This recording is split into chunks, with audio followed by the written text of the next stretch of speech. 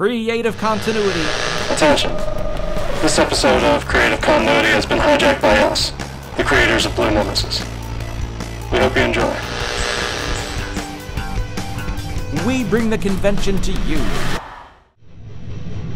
With the awesome Steve Scott, and his partner in crime is James Maddox. Blue Nemesis starts with a group of astronauts who are searching the cosmos for a new experiences. What happens to them is they crash land on a barren planet. There's no hope of any rescue. Their ship is completely destroyed, and they're feeling hunger and pain and thirst and loneliness.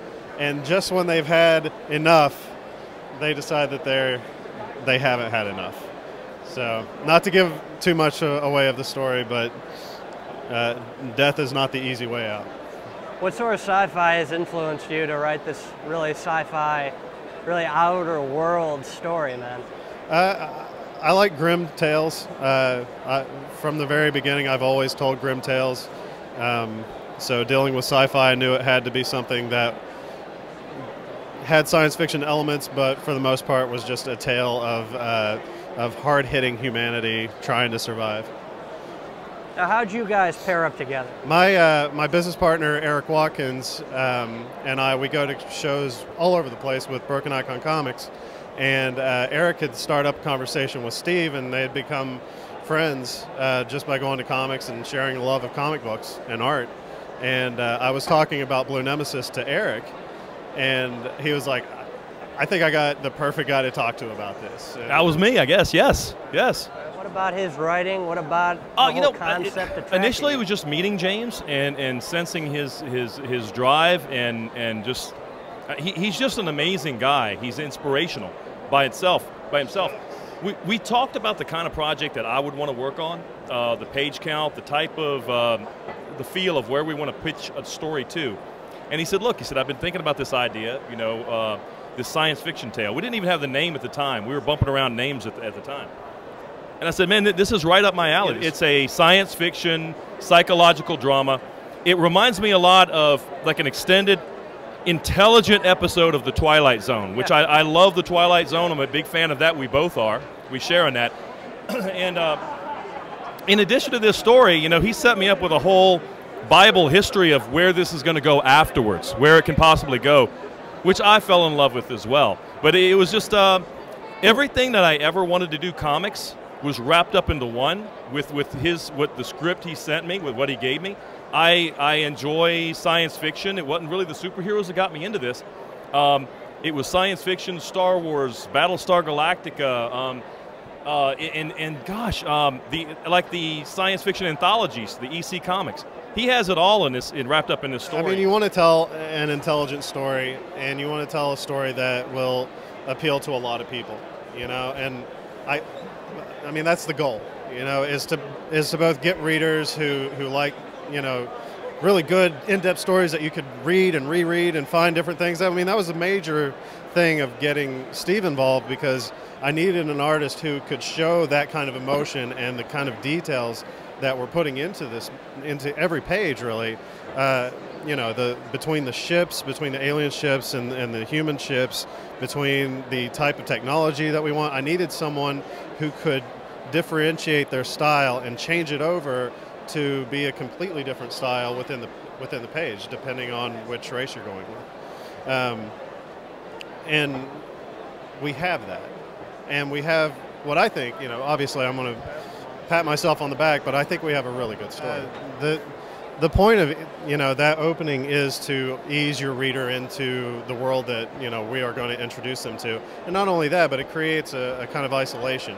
So even though we do have big ideas of carrying the story on, for as long as the readers will have it, we wanted to tell a self-contained story in 50 pages, and we've done that. And just to add to what he's saying, I'm a firm believer with any story that if you don't have compassion and an idea of your characters, a really true grasp of who the characters are and can relate to them in some way, shape, or form. And I'm here to tell you of the astronauts that are stranded on this planet, there's a little bit of something in everybody that either we know a person like it or we have a little bit of that in ourselves. Yeah. It may be courage, it may be fear, it may be, there's any number of it, of feelings, of emotions that people can actually adhere to and relate to. And if we didn't have that in there, it to me would not be a successful story. But I mean, on the first pass on a script, it was a successful script. Typically movies would go through several passes of changes and corrections and rewrites to get it down pat.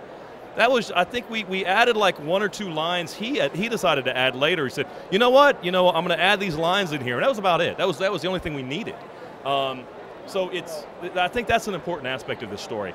One of the things I did with this story is I even told James when I first got the script, I said, I want to try something different.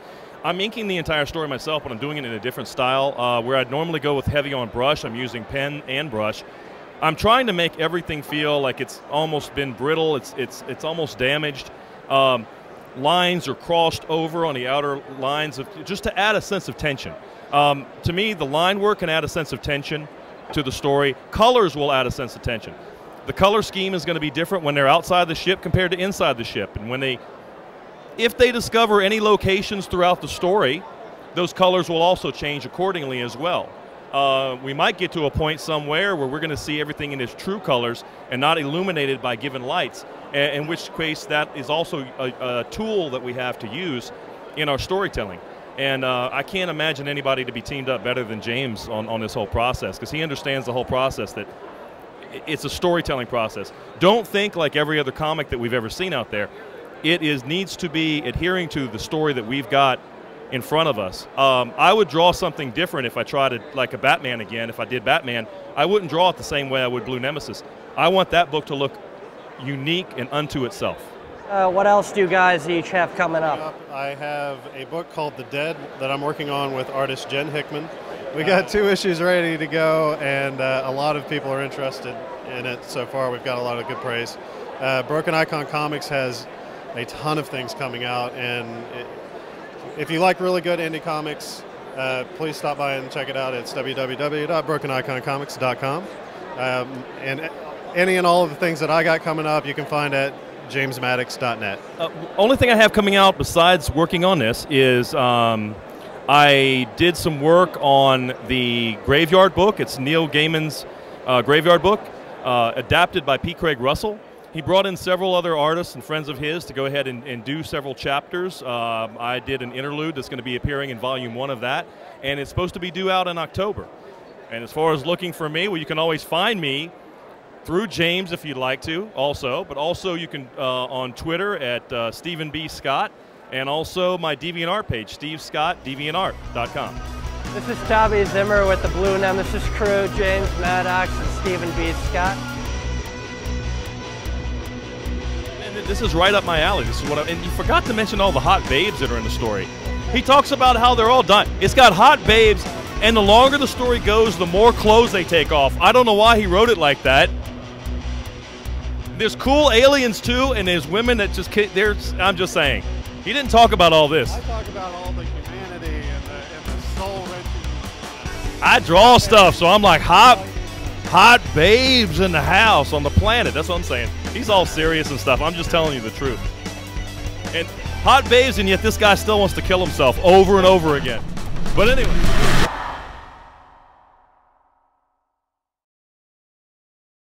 Do you know about Bestow Productions? We're the area's leader in video production. We provide quality, award-winning, and professional work in television commercial advertising, video for the web, video content for direct distribution, video on demand, and so much more. Give us a call at 570-486-4948 and see what Bestow can do for you. And now you know.